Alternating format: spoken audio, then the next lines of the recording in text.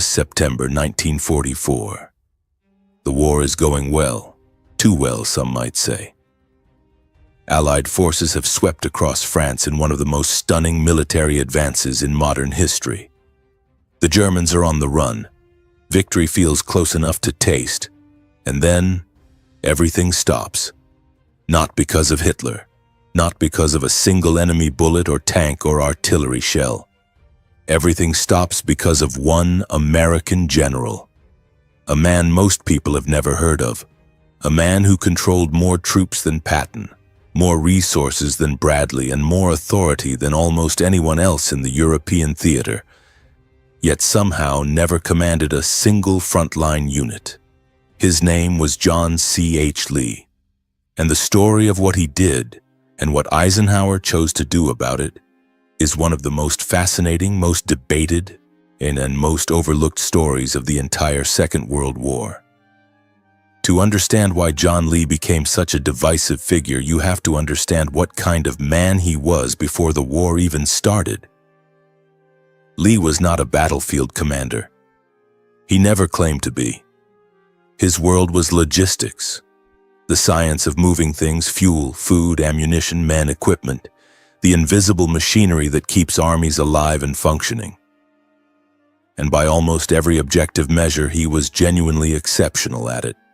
He had spent decades mastering the architecture of supply, railroad networks, port operations, convoy systems, warehouse management at a scale most combat officers simply never encountered. In the world of frontline generals, glory came from the breakthrough. The bold advance, the captured city, the decisive moment of action. In Lee's world, glory came from making sure the breakthrough never ran out of fuel. West Point trained, deeply religious, impeccably turned out at all times. Lee moved through the world with a complete confidence in his own judgment that some found inspiring, and most found extraordinarily difficult to work alongside. His nickname, given behind his back, never to his face, was Jesus Christ himself, Lee. His initials, JCH, made it almost inevitable. But the name stuck because it captured something genuine about the man. He believed with total sincerity that his role in the war carried a higher purpose, that the organizational work he was doing mattered in ways that went beyond rank or recognition, that the ordinary boundaries governing other men didn't quite apply to him. That conviction would drive him to remarkable achievements, and it would make him one of the most controversial figures the United States Army produced during the entire conflict. When the Allies landed in Normandy in June 1944, the world's attention was on the men at the front, the infantry, the armor, the drama of the assault itself. What the cameras didn't capture was the army behind the army. For every soldier at the front, there were between 4 and 7 men behind him, keeping him armed, fed, and operational. Drivers, mechanics, engineers, fuel handlers, medical staff, signal operators, dock workers. The entire support structure of modern industrial warfare, enormous, complex, and absolutely indispensable. Lee commanded all of it. His organization, the Communication Zone, known throughout the campaign simply as KOMZ, was responsible for receiving supplies shipped from the United States, moving them across the English Channel, clearing them through the ports, and then pushing them forward to the fighting divisions as rapidly as possible. At its peak, KOMZ controlled over 1.5 million personnel. Consider that number for a moment. 1.5 million. Larger than the entire armed forces of most nations. In raw terms of manpower under command, Lee was among the most powerful military figures in the world. And in the summer of 1944, that power was about to face a test nobody had anticipated. By late July 1944, something extraordinary happened on the Western Front. General Omar Bradley's forces broke through the German lines near St. Lo, and General George Patton's newly activated Third Army poured through the gap with a speed that stunned everyone, including the planners who had designed the operation. Within days, the carefully staged breakout from Normandy had transformed into something else entirely. A pursuit, a race across open country. The Germans weren't holding their ground anymore. They were falling back as fast as they could move, and Patton was right behind them. The problem was distance. Every mile Patton's forces advanced stretched the supply lines another mile further from the depots in Normandy. His armor ran on fuel. His trucks ran on fuel. His men needed ammunition, rations, equipment. And all of it had to travel from the coast, now hundreds of miles to the rear. The existing supply system had never been designed for speed at this scale. The infrastructure was built for a methodical, grinding advance, not a sprint across an entire country. Lee's answer was the Red Ball Express, and it was bold to the point of being almost unreasonable. He designated an entire road network, 2 parallel highways connecting the Normandy supply depots to the advancing front. One road carried loaded trucks moving forward, the other brought empty trucks back. Civilian vehicles were cleared from both routes entirely. The convoys ran around the clock every single day. At its peak, nearly 6,000 vehicles were rolling those highways every 24 hours. The operation was not elegant. Trucks broke down constantly under the strain of continuous use. Drivers pushed vehicles far beyond normal mechanical limits.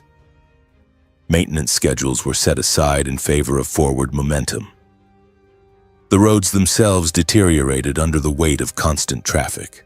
But it worked.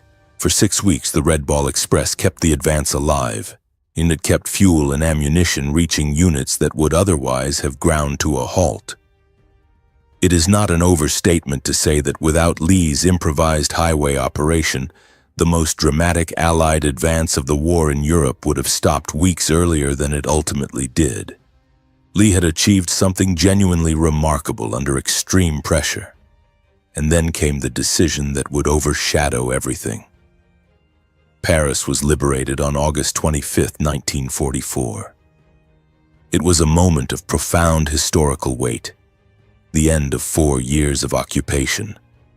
Allied and French forces entering the city together. Crowds in the streets. A sense, however premature, that the tide of the war had turned beyond any possibility of reversal. Eisenhower, watching all of this, was deeply aware that Paris represented a logistical burden as much as a symbolic victory, and the city required food, fuel, and resources just to function, all of which had to be diverted from the front. He had actually considered bypassing the city entirely to maintain operational momentum. History moved in a different direction, and so did John C.H. Lee. Within days of Paris falling to Allied forces, Lee made the decision that would define how history remembered him. He relocated his headquarters to the city, not just a forward command element. Significant portions of Combs moved into Paris. Thousands of support personnel followed. Officers occupied prominent hotels. Staff were accommodated in a standard of comfort that stood in stark and visible contrast to conditions at the front. The reaction from frontline commanders was swift and severe. Patton was furious. Bradley was coldly, precisely angry. The officers throughout the combat formations felt the move reflected a set of priorities that was fundamentally at odds with what the campaign required. The transportation capacity spent moving COMZ into Paris was capacity that couldn't carry fuel or ammunition to the men who needed it. The symbolism was just as damaging as the practical cost. Lee's defenders pointed to genuine operational logic. Paris sat at the center of the French road and rail network. As a command location for managing supply lines across the entire theater, it had real advantages. The criticism, they argued, was partly tactical misunderstanding and partly institutional resentment toward a logistics command that the combat generals had always viewed with some suspicion. His critics argued it was a decision driven by something far simpler than operational necessity. And as with most controversies of this kind, the complete truth probably contains something from both sides. But the damage to Lee's standing was real, immediate, and lasting. The Paris decision didn't create the conflict between Lee and his peers. It simply brought into the open a tension that had been building for a long time. The friction had genuine roots. Lee's leadership approach was intensely top-down. He expected complete deference from subordinates and unambiguous cooperation from parallel commands. He did not naturally seek input or share decision-making. In an alliance that required constant coordination between American, British, and French elements, this style created ongoing difficulties at every level. He had strained relationships with British logistics counterparts, and he had difficult relationships with many of his own senior staff. Combat commanders felt that his supply priorities did not always reflect frontline realities. Eisenhower's own headquarters staff found him almost impossible to work with through standard channels. There were concerns about the size of the organization he had built, a headquarters structure that seemed to grow in proportion to its distance from the fighting. There were questions about efficiency, about whether the ratio of support personnel to forward combat strength had drifted badly out of balance. By the autumn of 1944, the case for removing Lee had been made clearly and repeatedly by some of the most senior commanders in the theater. Bradley wanted him replaced. Patton wanted him replaced. Indeed, several senior members of Eisenhower's own staff had reached similar conclusions. Eisenhower knew everything, and he kept Lee in place. This is where the story becomes genuinely compelling. Because Eisenhower's decision to retain Lee was not passive or accidental. It was a deliberate choice made in full knowledge of the arguments against it, and it tells us something important about how Eisenhower understood the war he was fighting. Part of his reasoning was operational and straightforward. Removing the commander of an organization the size of COMZ in the middle of an active campaign carries enormous risk. Lee knew the systems. He knew the personnel. He knew where things were and how the networks functioned. Replacing him at that moment risked a period of organizational disruption that could have real consequences at the front. But Eisenhower's thinking went further than that. He had a quality that tends to be underappreciated precisely because it isn't dramatic. He was extraordinarily clear-eyed about what the mission actually required, not what was politically satisfying. Not what his most vocal generals demanded, but what the operational reality demanded.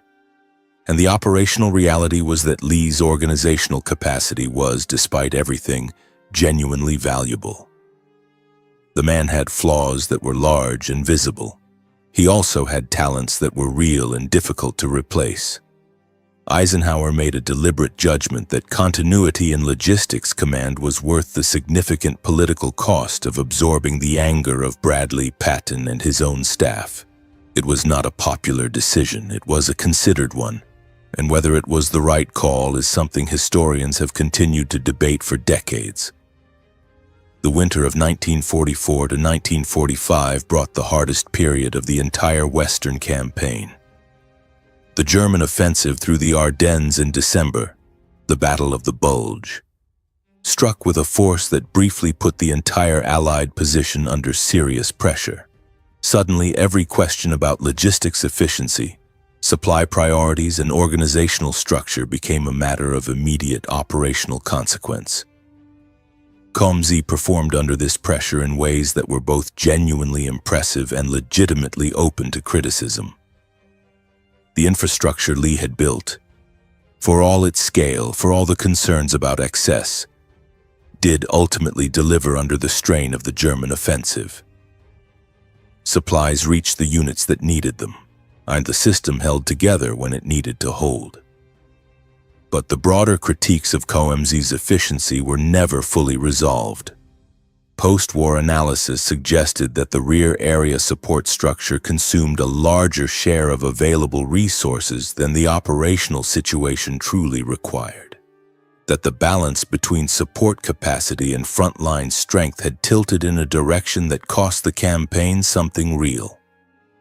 Whether a different commander would have done meaningfully better given the unprecedented scale of the challenge, the pace of the advance, and the complexity of running a multinational supply operation across a continent, remains genuinely open to debate. The war in Europe ended in the spring of 1945. Lee's career moved toward its close.